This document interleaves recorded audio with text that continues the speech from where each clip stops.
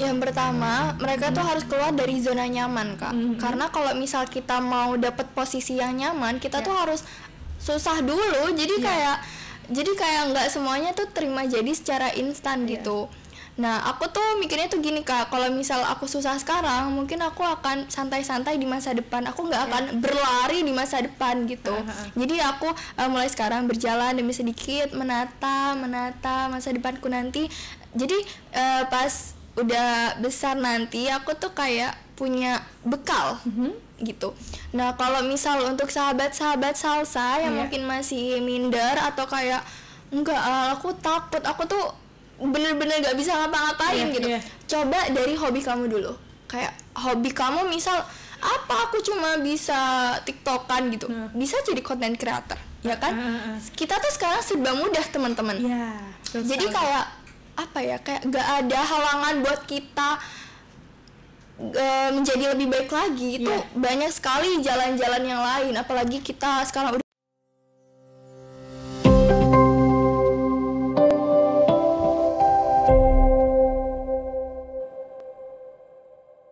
warahmatullahi wabarakatuh. 94,1 Salsabila FM, radionya orang Madura. Selamat sore sahabat Salsabila FM dimanapun Anda berada. Senang sekali nih Zada Salsa bisa kembali menyapa di program inspiratif dan edukatif. Mungkin sahabat Salsa udah nungguin ini program Arabik gak ya? Bukan, tapi kita akan ngasih tahu bahwasannya sekarang ada talk show inspiratif dan edukatif. Nah, kalau udah kayak gini berarti ada tamu yang luar biasa yang akan kita sapa bareng nih kali ini sahabat Salsa. Nah, edisi kali ini spesial banget karena kita akan ngobrol dengan sosok muda yang penuh prestasi, inspirasi, dan semangat luar biasa.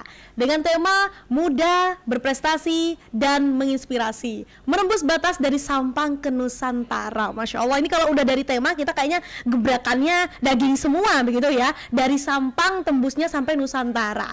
Karena kita akan kupas perjalanan seorang putri daerah yang berhasil menorehkan prestasi membanggakan. Tidak hanya di Sampang, tapi juga di tingkat Jawa Timur dan nasional. Nah, jadi jangan kemana-mana, tetap bersama Zadan ya di 94,1 Salsabila FM atau live streaming di TikTok salsabilafm.com.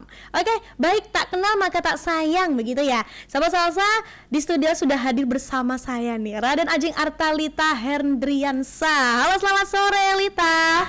Halo sahabat Salsa, tentunya kalian belum kenal dengan aku karena ini first meet kita. Jadi perkenalkan, aku Roro Ayu Artalita Hendriansyah. Lebih sahabat lagi, kalian bisa panggil aku Alita. Halo sahabat Salsa, salam kenal semuanya. Oke, salam kenal. Udah, kalau dari suara awalnya udah ceria banget ya sahabat Salsa. Jadi kita nggak akan ragu lagi untuk bahas bareng, diskusi bareng begitu ya.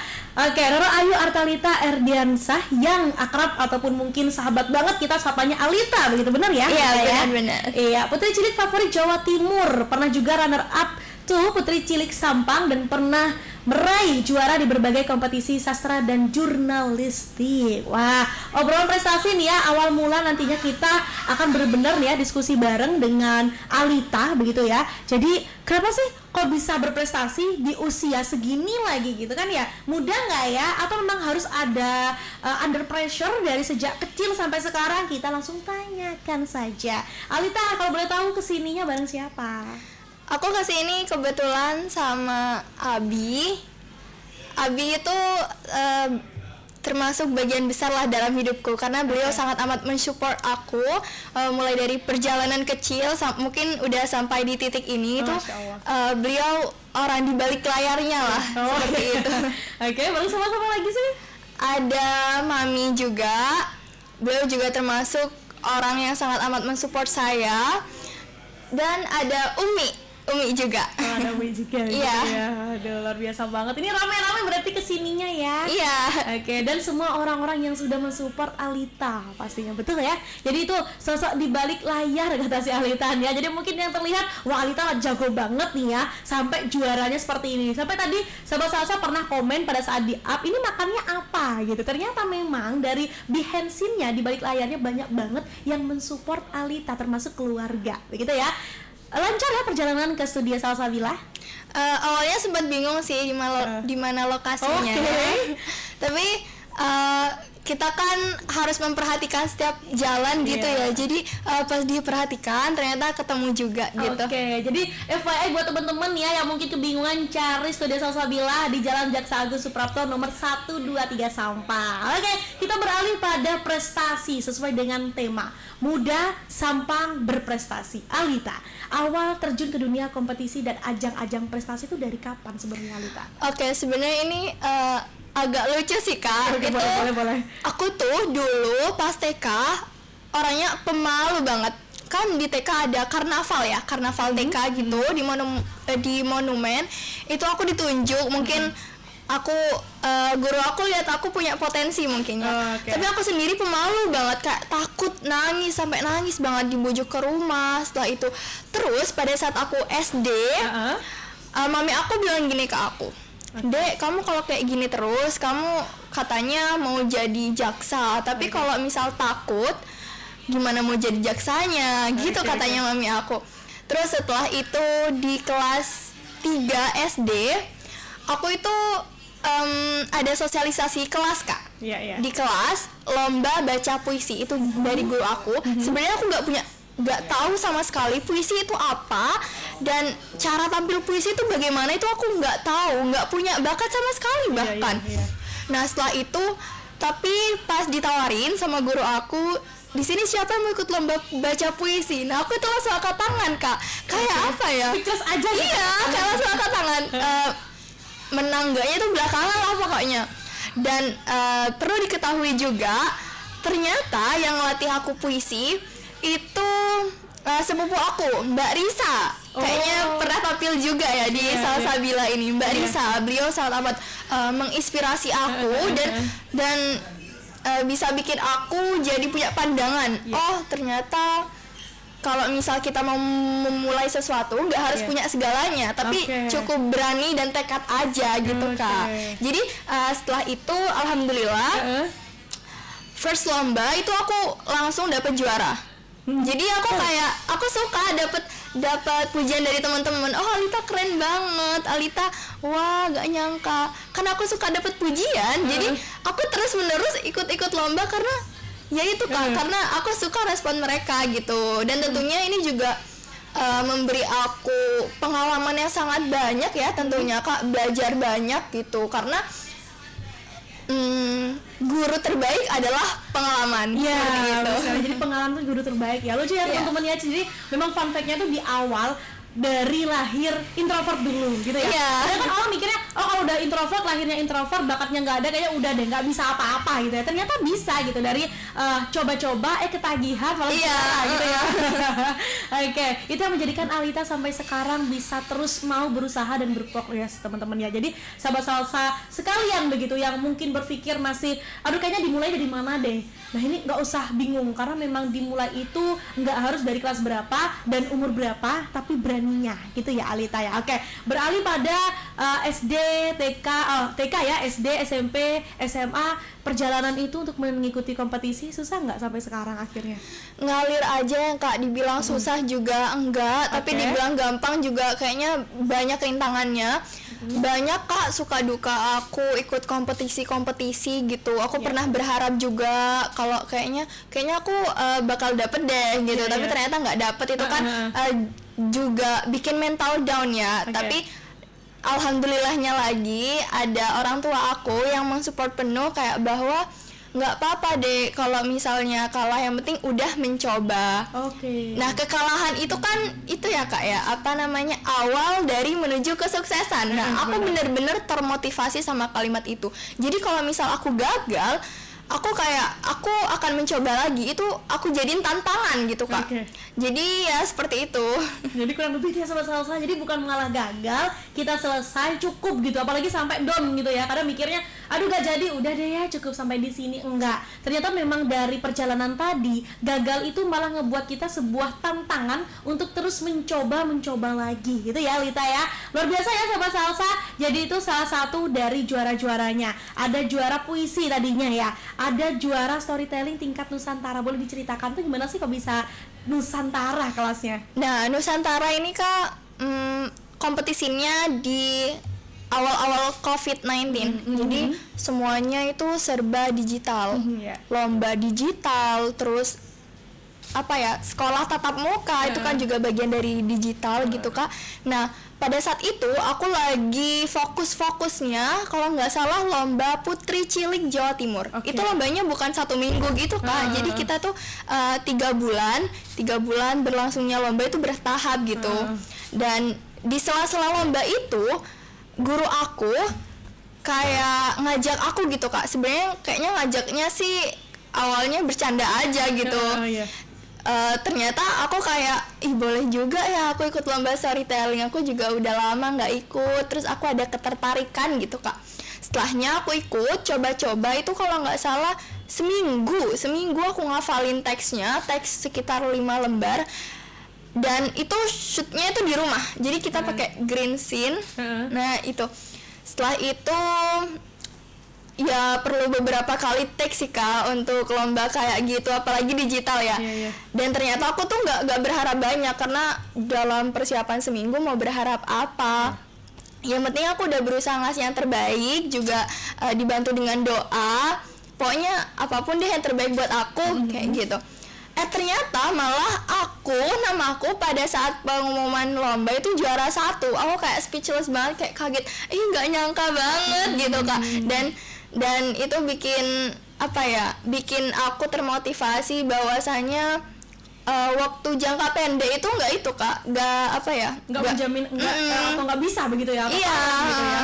Asal kita mau berusaha terus kita kencengin di doa juga hasilnya nggak akan membohongi gitu. Nggak akan mengkhianati usaha kita tadi. Gitu. Masih ingat nggak sih Alita teksnya storytelling? Udah lupa. Ya, kalau ingat maksudku udah lama sih. Udah lama, oke. Berarti kurang lebih tuh tahun berapa ya waktu storytelling gitu ya?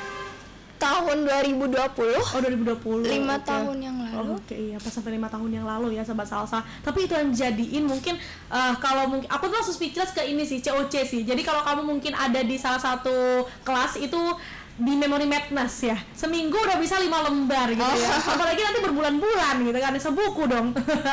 Tapi itu Sobat Salsa yang menariknya, jadi sebuah usaha itu nggak akan mengkhianati hasil tadi gitu ya. Mau hasilnya seperti apa, Alita juga nggak lepas dari kalah pernah gitu ya, terjatuh juga pernah, tapi mau bangkit lagi, bukan malah terus terpuruk dalam kejatuhan tadi gitu ya Sobat Salsa. Nah, dari semua lomba yang Alita ikuti nih, jadi mana yang paling berkesan dan kenapa sampai sekarang? Yang paling berkesan menurut aku itu di Putri Cilik ya Kak, pada saat aku ikut lomba Putri Cilik, karena itu aku masih muda, masih kecil banget gitu. Ada usia berapa sih? Usia 9 tahun. Oh 9 tahun ya, oke. Iya, 9 tahun aku ikut lomba. Perjalanannya itu 3 bulan, dari Putri Cilik Sampang terus lanjut ke Putri Cilik Jawa Timur. Itu melalui proses karantina yang nggak mudah Kak. Itu ada interview itu ya namanya anak kecil ya, aku kayak masih takut, masih deg-degan gitu. Tapi nggak ada salahnya lah mencoba. Hasil itu belakangan lah gitu. Daripada nggak coba sama sekali. Iya, benar kan ya. Oke. Iya, setelah itu ada banyak juga Kak. Nah, tapi yang paling berkesan banget di Putri Cilik ini aku ketemu orang-orang hebat. Aku dikenal banyak orang, kayak kayak oh ini Artalita ya, oh ini Artalita yang ikut Putri Cilik ya. Soalnya itu Putri Cilik tahun 2020 itu baru Kak di Sampang. Jadi kayak baru ngeluarin lomba itu gitu. Jadi kalau sekarang kan mungkin udah banyak ya lomba. Iya. Nah itu aku baru coba juga di Sampang, itu jadi first experience-ku banget sih. Official berarti itu yang pertama begitu ya. Jadi meskipun mungkin sudah ada di Jawa Timur, tapi memang dari awal itu di Sampang masih pertama gitu ya, untuk dikirimkan ke Jawa Timur. Ternyata ini loh hasilnya. Gitu ya. Bangga banget ya. Jadi tuh pada saat kurang lebih usia 9 tahun kelas 3 SD ya kalau nggak salah. Kalau 9 tahun tuh, kalau kelas satunya kelas umur 7 sih, 7, 8, 9 iya. Kurang lebih ya. Itu memang benar-benar yang ngikutin atau pertama kali ikut lomba itu Putri Cilik maksudnya, atau sebelumnya pernah? Nggak pernah. Jadi bener-bener first experience-ku itu langsung ke Putri Cilik. Putri Cilik itu Kak, itu apa namanya, bagian dari lomba fashion show.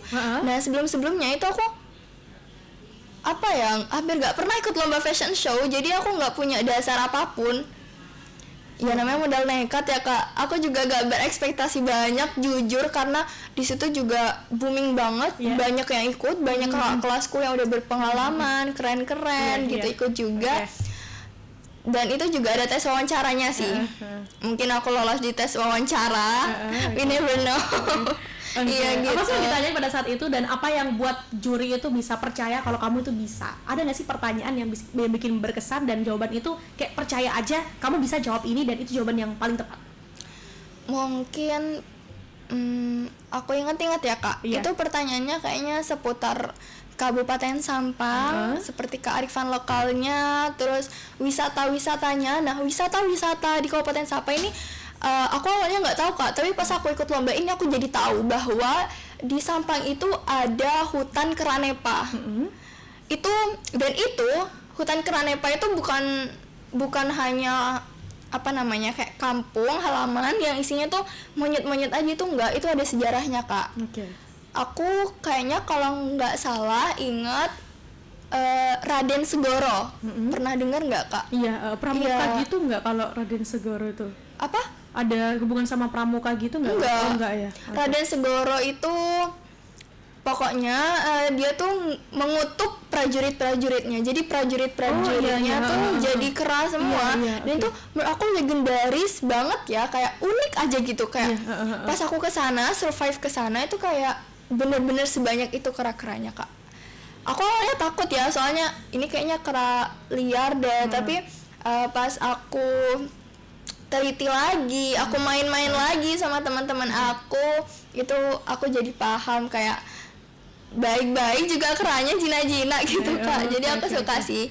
Jadi itu yang membawa atau melahirkan Alita gitu ya, bukan hanya sebatas hanya ayo kita berprestasi nih udah selesai di situ, tapi gimana kita juga mengenal nih, mau mungkin legendaris gitu ya, legenda terdahulu, dan mempelajari itu semua sehingga bukan hanya stagnan di menang aja, di karantina aja, di usahanya aja, tapi ilmunya juga dapat. Sahabat Salsa, itu dia. Nah, yang menjadi jawaban dari teman-teman sekalian atau sahabat Salsa yang sering bertanya ketika ada seorang putri yang berprestasi gitu ya, ini makannya apa ya gitu, ini gimana ya kesehariannya, kita harus bertanya ini cara melatih percaya diri Alita, versi Alita nih ya, di depan umum sehingga bisa sampai sekarang tuh gimana sih versinya? Yang pertama kita itu harus yakinin ke diri kita sendiri kalau misal aku ini mau berubah, aku mau berkembang gitu.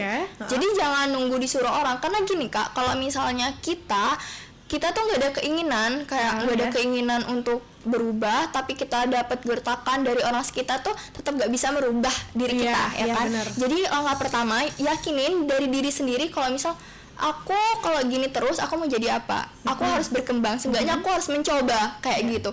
Dan terus aku selalu nanemin di pikiranku tuh kayak gini, kadang Kak, orang itu bukan takut gagal, tapi takut terlihat gagal. Jadi mereka itu takut dijudge sama orang-orang, ih kamu gagal gitu. Dan aku selalu tanemin banget di pikiranku kalau misalnya aku itu nggak boleh malu. Orang-orang, aku tuh dilihat orang, diomongin orang itu nggak apa-apa, tapi untuk hari ini aja mereka itu akan lupa gitu Kak. Ngerti kan? Iya. Jadi sepakat sih ya. Jadi kalaupun kita mau ngapain, kita mau mencoba dan itu gagal tuh nggak apa-apa. Dan orang-orang tuh nggak akan ngurusin kita karena mereka punya urusan masing-masing kan. Jadi nggak terlalu ngegubris kita. Jadi ya kita apa ya, jangan takut untuk ditonton gitu Kak, ngerti kan? Iya, jadi kayak mau ngapain aja, mau dikomentarin apa aja ya udah sih nggak apa-apa, toh mereka bakal lupa gitu. Dan akunya itu dengan hal itu akan lebih kuat gitu Kak, kayak soalnya kan pernah diomongin juga, jadi apa ya, kayak kebal. Kayak gitu. Gitu ya Alita ya, aku kayak bener-bener dikasih banyak gambaran gitu ya, sinar gitu, pencerahan yang kataku dari awal ini kayaknya isinya daging banget, bener. Jadi dagingnya apa di situ? Jadi sebenarnya sahabat salsa atau teman-teman sekalian yang ada di luar sana yang masih saat ini stagnan atau masih ragu, entah takut juga untuk melangkah, ternyata memang iya, kita tuh bukan takut gagal tapi hanya takut terlihat gagal. Bener banget sih, karena kalau takut gagal mungkin gagal udah gitu ya, aduh takut gagal sudah, tapi terlihat gagal kita tuh ngerasa kayak aduh kalau dijudge udah nih selesai nih aku. Nah, terlalu meninggikan gengsi kita gitu, padahal udah sehari 2 hari cukup. Hari ketiga, keempat dan seterusnya orang lain tidak akan mengurusi kita gitu, merawat kita apalagi gitu kan ya. Kita aja untuk diri sendiri kadang ada lupanya gitu ya. Dan jangan takut ditonton. Kadang kita juga merasa aduh takut banget ditonton, takut salah, takut belibet, takut ini, takut itu, terlalu banyak takut akhirnya. Coba deh, karena bumi ini kan menyerap kata ya, konotasi yang kurang baik coba kita hilangkan. Jadi tidak takut ditonton gitu ya, kita harus bisa ditonton kayak gitu sih. Jadi sahabat salsa di luar sana ini loh, kita bisa contoh banget. Tapi Alita ya, selain dari motivasi, selain dari hal-hal yang bisa menguatkan kita, ada juga hal yakni pentingnya memanage waktu. Alita juga seorang pelajar. Gimana sih cara manage waktu? Bisa membagi antara sekolah, antara kegiatan di rumah, atau juga sampai kegiatan lomba saat ini. Itu gimana kalau Alita sendiri? Oke, perlu diketahui Kak, kalau misal di masa SMP ini aku dipercaya menjadi ketua OSIS. Jadi sebagai pelajar juga punya tanggung jawab yang sangat besar untuk sebuah organisasi di sekolah gitu kan. Nah, cara aku memanage waktu itu mungkin gini ya Kak, alhamdulillahnya di sekolah aku itu tugasnya nggak segitu numpuk sih. Jadi kayak masih bisa lah malam, aku kan juga ikut les-lesan, jadi ngerjain tugasnya itu malam di les-lesan. Nah, untuk dari pagi sampai siangnya itu aku full belajar di sekolah. Kadang juga aku ikut pertemuan organisasi, dan sorenya itu juga kadang aku lagi merancang kegiatan organisasi, dan itu ya pasti capek banget Kak. Tapi setelah aku lihat-lihat ternyata lebih capek orang-orang yang udah kerja daripada seorang pelajar. Jadi aku masih sangat amat bersyukur dan menikmati fase diriku saat ini gitu Kak. Sebenarnya aku pernah Kak di titik yang kayak awal-awal banget aku tuh nggak bisa memanage waktu. Aku teledor ke semua hal, dan itu aku sedih Kak. Kayak misalnya aku ikut ini, aku ikut itu, tapi aku nggak bisa mempertahankan diriku gitu semestinya di hal lain gitu Kak. Dan kegagalan itu, hal kecewa itu yang bisa bikin aku belajar gitu. Oh ternyata gini ya caranya. Jadi butuh pengalaman buruk dulu gitu supaya kita bisa dapet jalan untuk pengalaman yang baik gitu Kak. Oke, jadi itu ya sahabat salsa. Jadi awalnya nggak langsung tahu arahnya kemana nih gitu ya. Hari ini arahnya kemana? Lurus kah, belok kanan, belok kiri, atau malah bisanya terbang gitu, mengudara kita. Tapi memang kalau kita keseleo duluan gitu ya, kita tertimpa batu, kita tertindih, hasilnya tertatih dan terlatih. Nah itu dia yang paling mudahnya. Jadi dengan hal itu akhirnya Alita bisa tahu nih, oh jalannya ternyata bagusnya ini nih, atau alternatifnya juga ini. Kita udah punya jalan sendiri gitu ya Alita ya, logikanya. Kalau kita udah bener-bener yang orang Sampang katakanlah mau ke jalan kota, gimana cara gampangnya, cara mudahnya. Kalau memang lagi ditutup itu gimana juga caranya. Nah itu, jadi dari itu dulu. Itu ya sahabat salsa ya, luar biasa sekali. Nah namun Alita sendiri berani mencoba hal baru meski belum yakin akan menang. Itu pernah nggak sih waktu di titik terpuruk ada yang bikin semangat dari Lita sendiri, dan ini bisa dikasih juga tipsnya kepada sahabat salsa gitu ya, apa yang bikin sahabat salsa nantinya bisa terbangun, bangkit dari keterpurukan itu? Oke, sebenarnya gini Kak, kayak ini juga lucu sih. Aku tuh termotivasi karena lihat konten TikTok. Oh iya. Jadi ada beberapa konten lewat seumuran kayak aku, tapi mereka tuh udah jadi public figure yang keren banget, memotivasi banget, dan aku pengen jadi dia gitu. Oke. Pada saat itu aku lagi terpuruknya, tapi aku kayak pengen jadi dia gitu Kak. Dengan cara yaitu aku harus bangkit nggak sih? Kalau misalnya kita terpuruk terus kan dunia tetap berjalan. Untungnya hidup terus berjalan gitu. Iya, jadi kita terpuruk, kita bahagia, ya dunia tetap berjalan. Jadi pilihan paling pentingnya yaitu untuk terus bangkit. Karena kalau terpuruk terus ya masa luangin masa muda cuma buat takut Nah, terus-terusan kayak gitu kan Kak. Oke, jadi itu ya sahabat salsa juga, jangan terus terpuruk di hal itu gitu. Nah, FYI juga nih ya untuk Alita, seorang putri muda berprestasi di Kabupaten Sampang hingga tembus ke Nusantara, luar biasa sekali. Ada nggak sih sosok figur gitu yang menjadikan Alita sampai saat ini bisa terus berjuang, terus mau berproses, itu siapa dan apa alasannya? Oke, ini jujur ya Kak. Boleh. Jujur, ini bener-bener gak dibuat-buat. Mami aku. Iya, karena gini, aku sama mami aku itu Kak sebelum tidur itu mesti ngobrol. Deep talk gitu? Iya. Setiap malam deep talknya itu ada kayaknya 30 menit sampai sejam dan gak kerasa tanpa HP. Jadi benar-benar bicara tatap muka gitu. Terus mami cerita kalau misal pengalaman mami di masa muda, karena mami kan juga pernah muda ya Kak ya.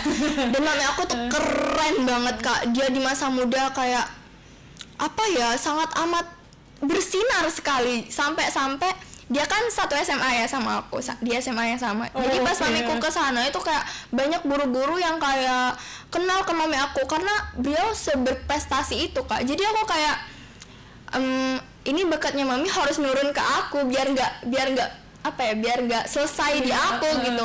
Aku pengen banget jadi kayak mami gitu Kak. Soalnya mami itu bener-bener keren banget, serius. Jadi nah hal-hal itu tadi itu kan mesti dapat manfaatnya ya Kak, banyak gunanya. Jadi mamiku tuh banyak koneksi Kak, banyak koneksi orang-orang. Jadi kayak mau ngapain aja tuh enak gitu. Oh gitu ya? Iya. Memang benar-benar yang sebenarnya yang bagusnya di situ TikToknya juga ya. Jadi sebenarnya kalau kita mikirnya kayak aku selalu ketemu kok di rumah tapi TikToknya kurang, ya juga komunikasi. Nah, utama itu komunikasi sama salsa. Apalagi kalau udah ada pikiran, aku pengen deh diturunin hal yang baiknya. Apalagi salah satunya bersinar, mengudara, berprestasi itu loh gitu. Ternyata memang satu darah yang luar biasa ya, itu menurun dengan baik. Nah ini dia jadi Alita gitu. Luar biasa banget gitu ya. Nah tapi Alita nih ya, kita transisi lagi, banyak belajar yang minder untuk ikut lomba begitu ya. Karena mindernya kembali lagi, meskipun ada bahasa ya jangan takut gagal gitu ya, jangan takut ditonton dan lain-lain. Itu apa sih pesan Alita buat mereka yang masih aja sampai sekarang takut? Yang pertama, mereka tuh harus keluar dari zona nyaman Kak. Karena kalau misal kita mau dapet posisi yang nyaman, kita tuh harus susah dulu. Jadi kayak nggak semuanya tuh terima jadi secara instan gitu. Nah, aku tuh mikirnya tuh gini Kak, kalau misal aku susah sekarang, mungkin aku akan santai-santai di masa depan. Aku nggak akan berlari di masa depan gitu. Jadi aku mulai sekarang berjalan demi sedikit, menata masa depanku nanti. Jadi pas udah besar nanti, aku tuh kayak punya bekal gitu. Nah, kalau misal untuk sahabat-sahabat salsa yang mungkin masih minder atau kayak enggak, aku takut, aku tuh bener-bener gak bisa ngapa-ngapain gitu. Coba dari hobi kamu dulu. Kayak hobi kamu misal apa, aku cuma bisa tiktokan gitu, bisa jadi content creator ya kan. Kita tuh sekarang serba mudah teman-teman. Jadi kayak apa ya, kayak gak ada halangan buat kita menjadi lebih baik lagi. Itu banyak sekali jalan-jalan yang lain. Apalagi kita sekarang udah di area atau era yang ini ya, digital. Iya, digital gitu ya. Iya, jadi kayak gak ada salahnya lah mencoba apa gitu. Kalau misal gagal ya coba lagi. Kalau misal kamu gagal 1000 kali, coba 1001 kali gitu. Gitu ya. Jadi 81 aja gitu loh. Karena memang kita belum aja mencoba, udah mikir gagalnya dulu. Kayak Alita tadi sih. Jadi udah mikir pertama kayaknya gagal deh ini, kayaknya nggak menang deh. Ternyata menang. Ternyata memang ekspektasi itu nggak perlu kita bangun yang sedemikian rupa, nggak. Cuman usahanya yang harus dibangun. Ya, itu sahabat salsa. Luar biasa banget ya. Alita udah banyak banget ngasih ilmu, ngasih motivasi, ngasih banyak lah ya, nggak bisa aku sebutin satu-satu gitu. Nah, jadi kalau mungkin boleh tahu cita-cita Alita ke depan apa sih? Kalau tadi aku sempat dengan jaksa, sampai sekarang masih? Ya sebenarnya aku tuh apa ya Kak, labil ya, ganti-ganti cita-cita. Sih, aku juga dulu gitu. Aku juga pernah pengen jadi pembisnis. Iya, gaya banget. Terus aku juga pernah punya pikiran pengen jadi Mbak Zada. Iya, soalnya Mbak Zada keren banget, sumpah. Masya Allah. Kayak apa ya? Kayak keren banget gitu. Kayak gitu kan? itu masih muda tapi kayak udah kemana-mana gitu guys. Iya, Aku juga ke sini ke radio, gitu ya, ke sana gitu ya. enggak serius sangat amat menginspirasi Mbak Zada ini guys. Terus juga aku ada pengen jadi jaksa. Jaksa itu padahal aku nggak tahu apa itu hukum dan hukum ke dalamnya tuh kayak apa. Punya plan aja dulu gitu kan. Enggak apa-apa sih, iya. Plan aja dulu. Gitu. Aku pengen jadi jaksa Kak. Karena jaksa itu kan menegakkan keadilan kan. Kita itu apa ya? Apalagi sekarang aku udah lihat banyak banget pelaku-pelaku yang tidak mendapatkan apa ya, kayak tidak mendapatkan hal yang setimpal dengan apa yang mereka lakukan, dan itu aku pengen menegakkan hal itu gitu. Oke, luar biasa banget. Pemuda membawa perubahan. Tagline-nya udah dari sekarang ya. Boleh dong nih kita ingetin di sekarang 2025. Bagaimana nanti 2020 yang akan datang pemuda untuk membawa perubahan. Ini apa bener-bener aku kira nantinya ya tiba-tiba gitu kita di jalan ada pamflet besar gitu tiba-tiba calon apa ya kita nggak tahu nih kayak kan ya calon jaksa dan yang lainnya gitu ya tiba-tiba ada hashtag muda membawa perubahan tadi. Oh ternyata ada nih gitu ya, kita doakan bersama sama Salsa pastinya. Oke, luar biasa sahabat Salsa, kita udah banyak ngobrol bareng Alita begitu ya, dan kita pengen banget juga mendengar bersama begitu ya secara saksama pastinya apa sih kesan, pesan, dan harapan Alita untuk pelajar Sampang dan untuk semua hal. Boleh closing statementnya kita kasih waktu buat Alita. Untuk kesan yang pertama, perlu diketahui teman-teman kalau misal pelajar di Kabupaten Sampang ini terendah daripada akurasi pelajar-pelajar di kota-kota yang lainnya. Masa teman-teman sahabat Salsabila mau dibilang terendah gitu ya kan Kak.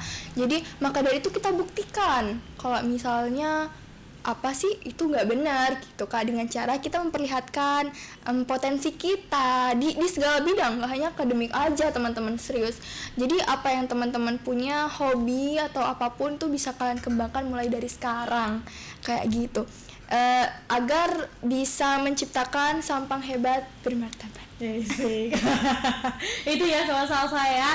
Oke, jadi luar biasa banget sahabat Salsabila cerita dan semangat dari Alita benar-benar membuktikan bahwa usia muda bukan halangan untuk berprestasi dan menginspirasi. Semoga kisah hari ini bisa menjadi motivasi bagi kita semua untuk terus berusaha, tidak takut mencoba, dan selalu membawa nama baik daerah kita tercinta. FYI, plot twistnya karena memang aku pengennya infoin terakhir aja, Alita ini adik sepupu aku sahabat Salsa ya. Jadi tadi ini siapa sih sebenarnya dia tamunya gitu, kok kayaknya baru tahu sih Kak Zada nggak pernah diundang. Nah ya aku undang, dan aku harap bukan hanya sekarang aja tapi next nih ya Alita bisa banget ngisi banyak program di sini gitu ya, harapan kita seperti itu. Dari suaranya aja udah penyiar banget ya, tinggal dipoles dikit aja lah ya.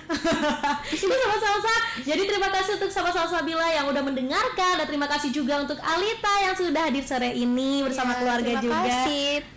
Tentunya sangat amat tersanjung ya bisa hadir di sini, diajak Mbak Zada juga jadi bagian dari podcast ini, tuh sangat amat jadi pengalaman first experience aku banget sih. Oke, jadi itu saja ya sahabat Salsa.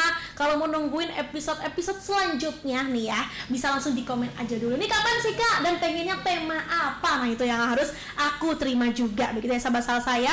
Dan pastinya terima kasih untuk sahabat Salsabila. Saya Zada Salsa pamit undur diri, dan sampai jumpa di Salsa Talk Show berikutnya. Wassalamualaikum warahmatullahi wabarakatuh. 94,1 Salsabila FM, radionya orang Madura.